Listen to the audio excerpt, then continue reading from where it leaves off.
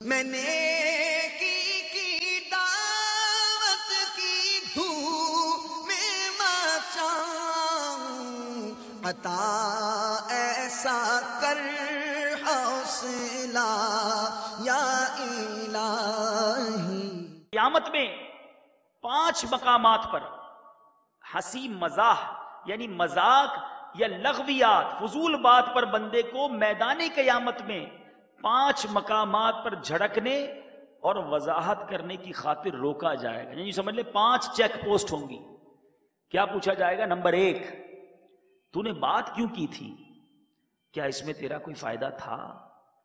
یہ پوچھا جائے گا قیامت کے دن۔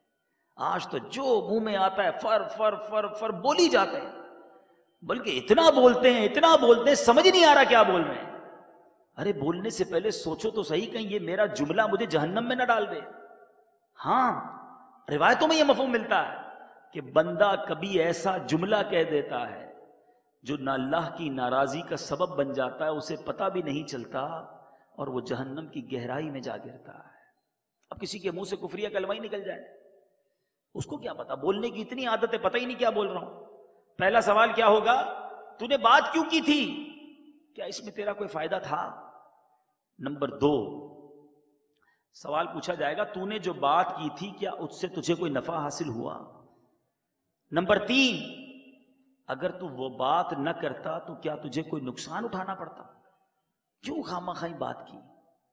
نمبر 4، تو خاموش کیوں نہ رہا تاکہ انجام سے محفوظ رہتا؟ اور نمبر 5، تو نے اس کی جگہ سبحان اللہ والحمد للہ کہہ کر اجر و ثواب کیوں حاصل نہ کیا؟ میں اتنی باتیں کروں کچھ نہ ملے، اور ایک بار سبحان اللہ کہوں جنت میں درخت لگا دیا جائے، ایک بار الحمدللہ کہوں جنت میں درخت لگا دیا جائے، ایک بار درود پاک پڑھوں 10 گناہ معاف کر دیے جائیں، 10 نیکیاں لکھ دی جائیں، 10 درجات بلند کر دیے جائیں، تو کیوں فضول بات کی جائے؟ کیوں گناہوں کے اڈوں کی طرف جایا جائے؟ کیوں بے حیائی کی باتیں کی جائیں؟ اس زندگی کو غنیمت جانیے میرے پیارے اسلامی بھائیوں، اور خوب نیکیاں کر لیجئے۔ آج چھوٹے چھوٹے گناہ کرتے وقت جس کو ہم چھوٹا سمجھتے ہیں، ارے کوئی بات نہیں چلتا ہے، ارے یہ تو سب چلتا ہے، زمانے کے ساتھ چلنا پڑتا ہے۔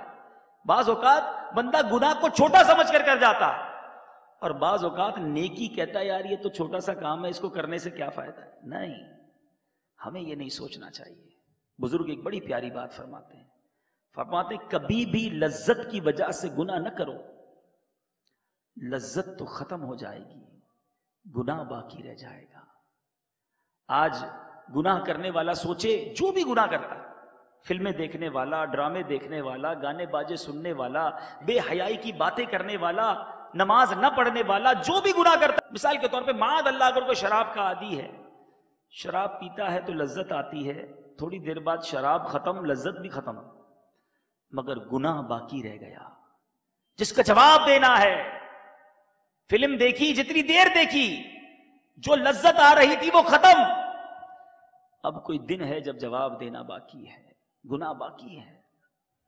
اور فرماتے ہیں مشقت کی وجہ سے نیکی مت چھوڑو، مشقت تو ختم ہو جائے گی، اجر باقی رہ جائے گا۔ مثال کے طور پہ فجر میں اٹھنا بڑا بھاری پڑتا ہے، ارے کون اٹھے، بستر کون چھوڑے، کون وضو کرے، لیکن جو اٹھ جاتے ہیں تھوڑی سی مشقت ہوتی ہے، وضو کر لیتے ہیں، نماز پڑھ لیتے ہیں، مشقت تو ختم ہو جاتی ہے نا، مگر اللہ کی رحمت سے امید ہے اس کا ثواب باقی رہ گیا ہے۔ تو جب بھی نیکی کرنے میں دل پر بھاری پڑے نا، مشقت پڑے، کہتے ہیں مشقت کی وجہ سے نیکی نہ چھوڑو، مشقت تھوڑی دیر کی ہے، تھک جاتے ہیں کبھی کبھی، اجتماع میں گئے، بیان کرنے گئے، واقعی نیند آتی ہے، سر میں درد ہو رہا ہوتا ہے، ایک بندہ سوچے یار تھوڑی دیر کی تکلیف ہے نا، یہ تکلیف ختم ہو جائے گی، سو جاؤں گا پھر فریش ہو جاؤں گا، لیکن پھر وہ جو نیکی کمائی تھی نا، اللہ کی رحمت سے امید ہے وہ نیکی باقی رہ جائے گی۔ میں نیکی کی دعوت کی دھوم میں مچاؤں، عطا ایسا کر حوصلہ یا